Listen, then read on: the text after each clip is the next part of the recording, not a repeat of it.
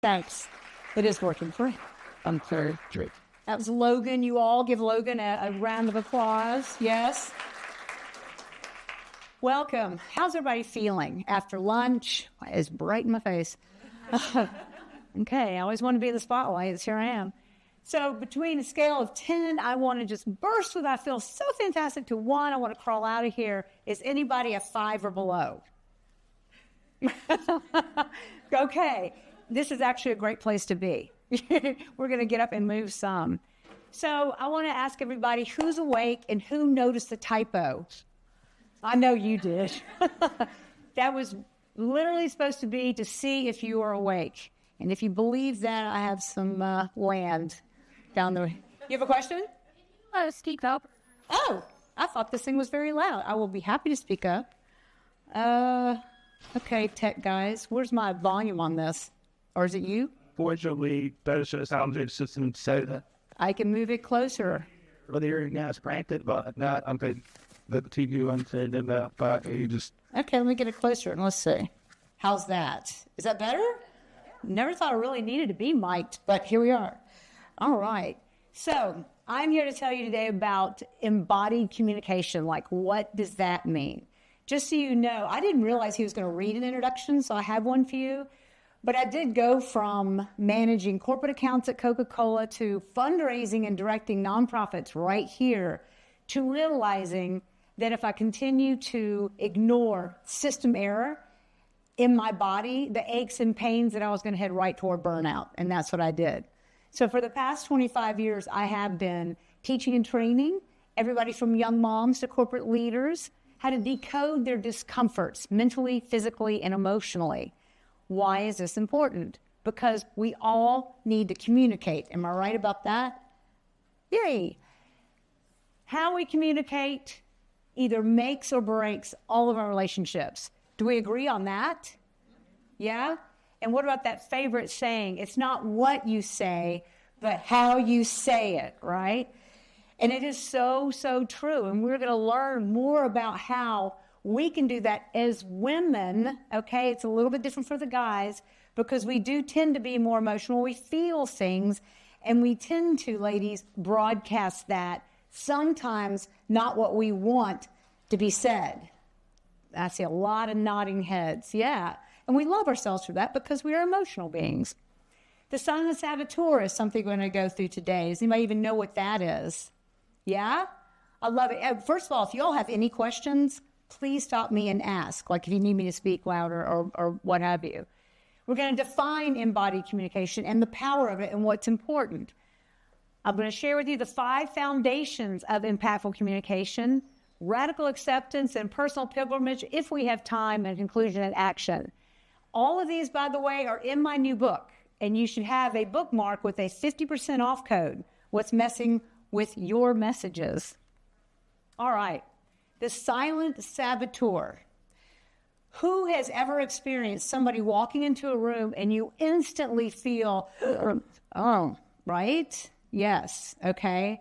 Or you prepared for weeks for a board meeting and you walk in and all of a sudden you feel like you're losing the whole crowd. Has that happened to anyone? I have an HR friend who is in leadership and she is so powerful, but she says she has a board now that is full of men. It's full of men, and she is confident, but when she walks in there, she says, I don't think they're listening to me. Has that ever happened to anybody? Yes, heads definitely on that one. So what if you were the stranger that walked in, and all of a sudden somebody's like, ooh, she's in a bad mood. Oh my goodness. And maybe you don't mean to be that way. And I'm here to tell you that it's okay, but we're going to learn how to regulate that. So the key concept here is your body is speaking before you open your mouth. Your nervous system is actually running the room and running your broadcast more than your thoughts, your head, and what you want to speak. So you got to think about, where is my nervous system right now before I open up my mouth? The problem here is if your internal story doesn't match your desired presentation, people feel the disconnect. What do I mean by that? If your body language is like this, and today I'm going to talk to you about confidence. Okay, who really believes me? Anybody? No. You can tell by my body language, I'm not going to be confident telling you about confidence. Let me tell you something about reading body language. We have this thing in the back of our brain called the limbic system, that brain system. It's what was formed when we were babies. It is the animal, so to speak, part of our brain. It is fight or flight. It either makes us or breaks us. That also keeps us very safe. So we're constantly, whether you know it or not, we're constantly scanning our surroundings, figuring out if there's maybe imminent threat. And we don't know that, but we're doing it all the time. So you're reading people's bodies. You're reading the way they walk, the way they react to you at lunch when you say something at the table. Anybody have that happen? Like, it's like, oh, maybe I shouldn't have said that. Anyway, I'm just saying that what you feel is what you broadcast, and that it's natural for us to be reading the room for our own safety. So the key takeaway here is, if you're thinking it, you're showing it. One more thing about that is hidden biases, hidden prejudices. However you were raised, whatever culture, you walk into a different place and somebody really doesn't speak or look like you, and you might get scared. You might think a lot of things. They're going to read that. And think about animals, how they read us. They read us, not just your facial expression. They don't understand what's coming out of your mouth, but they understand your body language. Humans are the exact same way. So, what is embodied communication? Moving beyond the power posing to, I can do it. I can act like I can command this room. But somewhere inside, you don't really feel like that. And we pick that up. That's important because as women, sometimes we need to command the room. We need to really believe that. And we need to align with that. Your mind and body has got to be on the same page. Your expression, your eyes, your tone. Your tone has got to be, if you're serious, like I really need to tell you something. I mean, do I have your attention? Yeah. And that, I need to tell you something. You see, just little things like this, because we need to be intentional speakers and communicators when we're leading. All right, effective. Your message lands. Effective means that what we want to say and what we mean to say gets the response that we're looking for. Do you understand what I'm saying when I say that? Sometimes things fly out of our mouth. We're going to learn how to not do that. But sometimes your message, you think you're communicating, but you look over there and there's squirrely eyes or staring into space. You know it hasn't landed. So what do we do about that? You can't be an embodied communicator unless you're in your bodies. So guess what we're going to do? We're going to get in our bodies. And how do we do that? We move. We move our bodies. So I'm going to ask you to stand up. We're going to stand up. And if you have high heels on, you might want to kick them off. I like for people to be comfortable. But we're going to do something that is a somatic hack, and I'll tell you about that later. We're going to have some fun. Hang on. All right. I think we are. Here we go. All right. Start to shake. Just shake. Shake your shoulders. Shake your head. Look at the laughs. I love this. Shake, shake, shake, y'all. Shake it like you're shaking it off. Somebody just walked in your office and went, ah! You're like, oh! Right? Shake the chest. Shake your hips. And guys, you can do this too. Yeah? Yeah? Butts. Woo! Yeah. Shake it. Jiggle it. Jiggle all this stuff because it helps relax your muscles. Yeah? Get it off your feet. Ooh. Yuck. Tension. Anxiety. Negative feelings. Negative people. Let's go. Come on. And you know what else is really great? Is you're all giggling. Giggle. Wiggle. Jiggle. Remember this. All right? Then it was. You get to jiggle too. Yeah! Woo! All right. So raise your arms up and jiggle it. You know what she's saying? Groove is in your heart. That's who we are. So this is about getting connected to your heart because it's beating a little bit harder right now, right? Yeah? All right. You guys jiggle it one more time. Take one major chaotic earthquake in your body and let it go. And then I want everybody just to giggle. Now. Go. Now. Yeah? All right. So that, y'all, that is, in the serious somatic world, one of our nervous system hacks is when you hit anxiety, somebody walks in, you get triggered, things are happening, boom! Have you ever been like your whole emotions fly out of your body? You're not in here. So I say take a moment, take that moment, go, oh, and get back in your body. It actually helps you deal with the anxiety. God, who's hot now? All right. So actually, you don't have to stand up for this. I'm going to let you sit down so it's what y'all want to do right now. Hold on. This is off. Okay. So now as you're sitting in your seat, we're going to do another somatic hack. And that is you're going to just shut your eyes. You don't have to fully close them, but just what I call half eyes or soft eyes. You can look at the floor. And just relax your arms. If you're holding on to something, put it down. Just relax as much as you can, closing your eyes, taking a big inhale. Right? As you exhale, just count to 4. So if you inhale, you can exhale in 1, 2, 3, 4. Again, inhale and just exhale. Just listen to what I'm going to tell you in this little meditation. So your feet are on the ground, the grounding, Mother Earth, where you can have all the support you need and want right there, right below our feet. And as your feet ground in, think about roots growing down out of the bottoms of your feet, down into the center of the earth, like you're super grounded. And it reaches all the way down to this molten ball of fire that we see come out of volcanoes at times. But you're going to take those roots you just put down in there, turn them into straws, and pull that fire, pull that molten fire up into your feet, and feel it pull all the way up into your shins and knees and the thighs that just got to move, up through your hips and into your stomach and up through your heart. Continuing to breathe in and breathe out. Just think about this fire, this earthen energy, all the way up to your neck and cascading down your arms, like a waterfall, and all the way up into your face. And here, relax your face, your jaw. Like put attention there and just go, just let your jaw go. Let the muscles behind your eyes just relax for a second.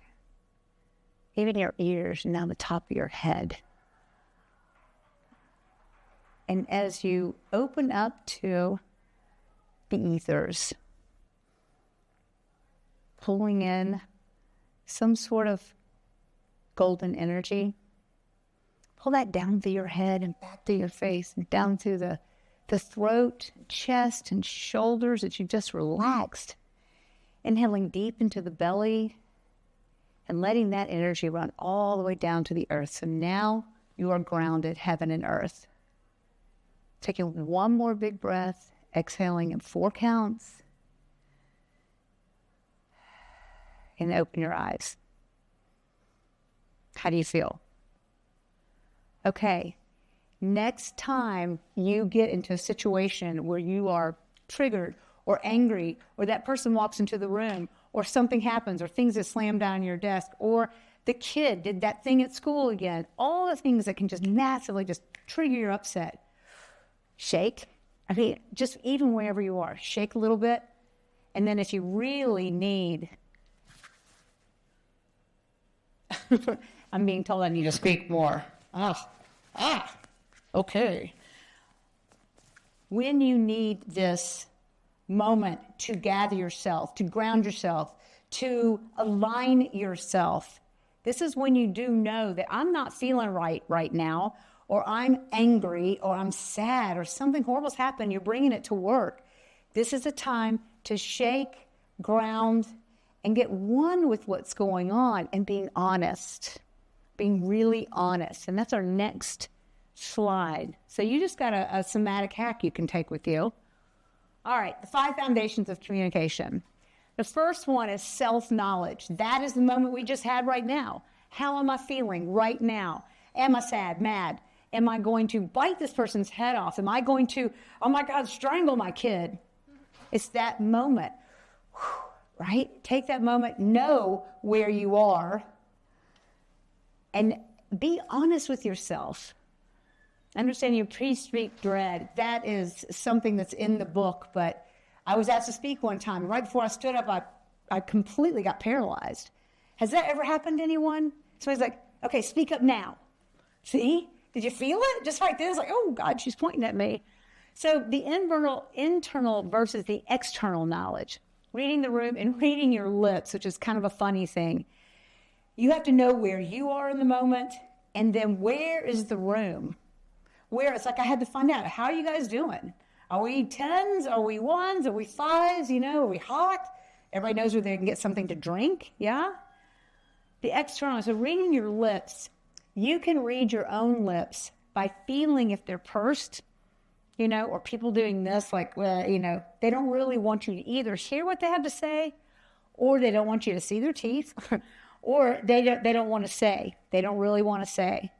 So these kind of lip things, pursing the mouth, like they're angry, or you're angry. If you like go to the face and go, oh my gosh, I'm clenching my jaw. These are all self-awarenesses that if you're feeling it and you know it's there, we're seeing it. So we're wondering what you're angry about. And you're like, I'm fine. Everything's great. And yet we can see the lines in your jaw where you're clenching. So the actionable item here is identify your issues in your tissues, which you have a book. Identifying what's going on in here, where you hold your tension, because where you hold your tension is a great place to start asking questions. For example, your shoulders. People have chronic shoulder and neck issues. They normally feel like they've got so many things they should be doing. Their shoulds are on top of their shoulders. And that's why I say shudder the shoulders. When you start to feel like the world is coming down on you, shake it off. Just shake it off. Give yourself even that moment, that 5 seconds of, whew, you know, it might come back. Work on that. But at least in that moment, especially if you have to communicate, like with your kid or your partner, your mate. The governor. This is my favorite. In the broadcasting world, there's a thing called a 3-second pause. And that is when they're live and somebody is talking like blah, blah, blah, blah, blah, blah, blah, and the F-bomb or and so that 3-second monitor quickly goes in there, beep, and beeps it out. So we all can develop our own 3-second monitor. And that's that tiny little space you put between what's happening and what you want to say. Or what sometimes you don't even want. It bypasses our brain and goes into blah, blah, blah. You know, sometimes you're like, nah, and you just want to blast somebody away. 3-second governor. It is the best. Anybody know what a governor is on a car? I think you have to be older to know that. Is that true? Like idly? Yeah. And you try to go faster than 55, and the car goes, yeah. Yeah. You try to say something out loud, but this internal governor goes, no, wait. Give it a second. Foundation 2, the ripple effect of responsibility. How you enter a room is what leaks out around you. And I am talking to the leadership part. If you're just coming in going, I just want to like see this from the back, you know how you're feeling. But if you've got to be leading in any situation, just know that whatever happened at home that day or in the bathroom just now that's got you off kilter, it is going to get your message off kilter. So again, this is about how am I feeling? And then being honest with yourself, because whatever it is going to be leaking out into our space, and we're only going to be seeing that, your frustration, your anger, your bewilderment. It's like, I don't know what just happened to me in the bathroom, but I'm going to be walking into this thing and leading these women. So respond versus react. There's a parable that I use in the book, and it's about a father and his son, and they're building a fence. And the son's really angry. He's just a pissed off kid. And he's like cussing and pissed off at his dad, because his dad's making him put this fence together. And he goes, son, every time you want to tell me to go you know where, nail a nail into the fence. Every time you're angry, every time you're angry, every time you're angry, I want you to nail a nail into the fence. God, and by the end of the day, the guy's spent. You know, if you go out and say you're doing gardening or you're chopping wood or somewhere, it's like, I feel good. And it's finally drained. And he goes, how do you feel now, son? He's like, I feel so much better, Dad. Thank you. And he goes, now go back and pull all those nails out and tell me what happens. Tell me what you've left. And the fence is full of holes. Because what you say lasts. You can come back and apologize. And yes, apology is so wonderful. I'm saying try to catch things before they come out, before you've got the nail in the fence. 3-second governor. The blame contagion. Has anybody been, I would say, a victim of this? When somebody's in a bad mood and you know it, they snap at you, and then all of a sudden you're like, oh, like I caught it, man. And then you snap at the next person. And then by the end of the day, the poor dog, you know, is looking at you, and you're like, nah, I'm not even going to take you out for a pee. You know, I'm like, that stuff rolls downhill. So the responsibility, the second one as a foundation, the responsibility is yours. How you're feeling and how you administer it and what you do with your emotions and your energy. Again, the 3-second buffer. You'll see I repeated that because in these moments, it's awareness. That's why I had us shake. That's why I had us take a minute. It's in these moments of awareness. It's like, I'm not well enough to have this conversation. I had a podcast host the other day ask me, he's the one that gave me this 1 to 10. And he said, how are you from 10 to 1? Are you a 5 or lower? Because we can reschedule. So that's something to know as women leaders. Because if we're feeling these emotions, whatever's happened, we're housing them. We have thoughts going through our heads. We have emotions that are kind of coursing through our veins. If it's enough to take over where you want your message not to come through, but you've really got an important thing you need to talk to an employee or a boss or somebody in your circle of influence, you might need to take a beat. And I'm saying that's okay. It's like, I am not in the right place to have this conversation with you right now. And I really respect you and I respect me, and I'm going to have to postpone, or can we reschedule, please? And you're being very, very kind to them and yourself, which takes me to foundation 3, the architecture of respect. So respect is a living practice. It's not a one-time achievement. Respect is as you grow older, as you are in bigger circles, as you find out about people. There's a group of people you don't really understand, so I'm the weirdo that immerses myself in. It's like, tell me all about the way you live and all this stuff, because I want to understand so that I can respect what I don't understand about you. Self-respect is a boundary, like I just said. When you're not feeling it, don't do it. If you can, postpone it, reschedule it. Boundaries, I know we hear that a lot, and we hear it a lot. But saying yes when your body says no is self-betrayal.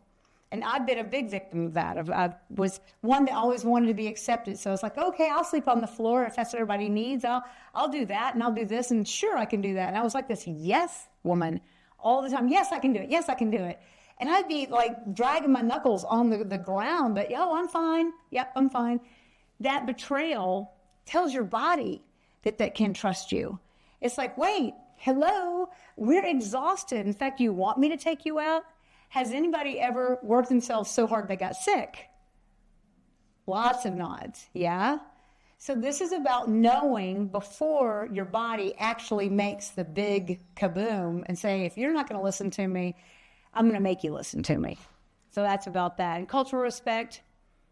So you're going to get to the pyramid of trust after this, but in cultural respect is knowing who you're speaking to. And in India, let's say, they have where if you sit down and you put your foot like this is very subtle.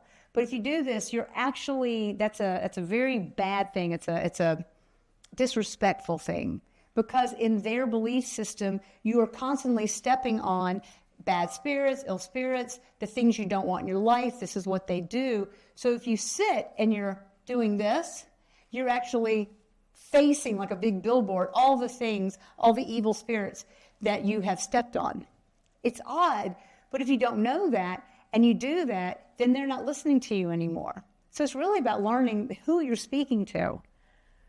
And the and mentality, one of my most favorite things to teach anybody is, instead of your way or my way, let's look at the and. Let's look at where we have commonality. You know, the Venn diagram. You know, I know all this stuff. I believe all this. I've researched all this. Here's what I know and think, and my opinions are based on it.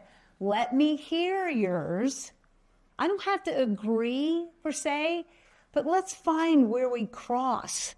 So it's you and me. It's the way you believe and the way I believe. We can exist. All right. How's everybody doing? Should I take another 1 to 10 check? It is after lunch, right? All right. Pyramid of trust. This is great. This when you join my mailing list, you get one of these PDFs. You can use it. This is like a checklist. If you're a speaker or a leader, this is a great way before you go into any presentation to check off this pyramid, this list. Is anybody familiar with Maslowian needs or Maslow's? Okay, you can recognize here. So the very bottom thing, like before I came in here, it is warm in here. I looked at the physical comfort. How are the chairs? Is there water? Is there a clear way to the bathroom? Things like that. Let your audience know that you care for them, that you're not here just, vomiting all your beliefs on the top of here, let me teach you this. It's, I want you to receive this. Let me know how you're doing. Mental comfort. Familiar speaking style and vocabulary. I love this because it's person in a 3-piece suit showing up to a farmer's convention.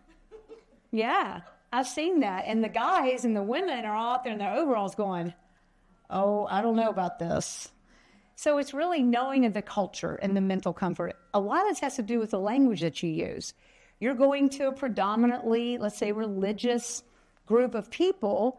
You're not dropping cuss words. You're not talking about very controversial subjects that are hot topics in religion. You skirt over that and you get your point made. It's being respectful of their belief system as a culture. And then emotional comfort, bleeding into the cultural conscious language, and the sensitivity to the potential and delicate topics. But this pyramid of trust, key takeaway here is it says cannot build emotional trust when your audience is physically distracted, but it's about taking care of all those things before you try to deliver. In the end, we communicate because we want to make an impact. In the end, we communicate because we want something to be done or felt or known. Foundation 5. This is an interesting one for me, which I go into more detail in the book.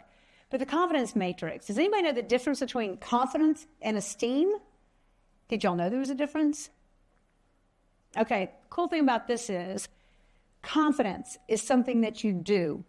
So Serena Williams, when she was this big, could not serve like she does now. Why? Because she has done 4 million serves at this point. Confidence is something that you build rote. You build your confidence in doing something. It's what you do. And you can have a lot of confidence if you have, let's say, so I've been an athlete and I've competed in 7 different sports. So I took to the trapeze of all things. But I felt like I could do it because I trusted my body. I put my body through all kinds of different physical trials, and my body did what I wanted it to, okay? But esteem-wise, deep down inside, I didn't have high esteem, so therefore I could do a lot of things, but I didn't believe in me. That's the difference. Esteem is internal, confidence is external. And there's a 4 matrix here. So the high self-esteem, people who really know they're good, I can do this. But low confidence, they're the ones that are afraid to actually take the chances. I know I'm good. I'm a good person. I know I'm enough, but I'm not going to go speak to that person, or I'm not going to go for that job. So that's where that confidence, esteem gets you. Low self-esteem and high confidence, like I said, the imposter syndrome, right? You're trying, you're doing it, but you don't feel like you really deserve it. That's the low self-esteem. High confidence. High self-esteem, high confidence, that's the trapeze leap. When you're on the edge of the trapeze, it's 32 feet down below, and you're holding on, and the guy says leap, and you can actually do it. Believing you can do it sometimes is a threshold to get through. Those are fun. But this gets in the book, gets way more, a lot more explanation. So summary, key takeaways. Alignment is authority. When your tissues match your issues, people listen. So when you're speaking and you feel it and know it, or if you're speaking or going to have to speak and you know beyond a shadow of a doubt, I cannot deliver that particular message today, and say it's not something you can reschedule, then it's time to shake. Then it's time to ground. Then it's time to breathe through, acknowledge. Let your body and mind know, I know you're not in the greatest place today.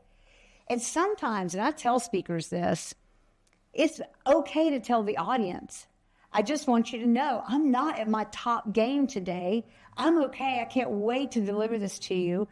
But I had a thing happen. But I just want you to know, if you're feeling like I'm a little off, I might be. But in that, I've been honest with you. See, so if you feel like something's off, well, she knows it. I see it. We're good. It's about building trust. The governor is your ally. 3-second governor. You cannot use that enough. That quick little breath right when you want to say something.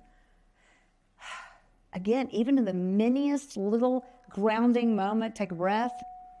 Humor is really good at this. If you have like a little bag of humor inside of you, is to make a little, oh my God, there I go again. There she said it. She did. Okay, I'm just going to smile. I'm going to take a breath.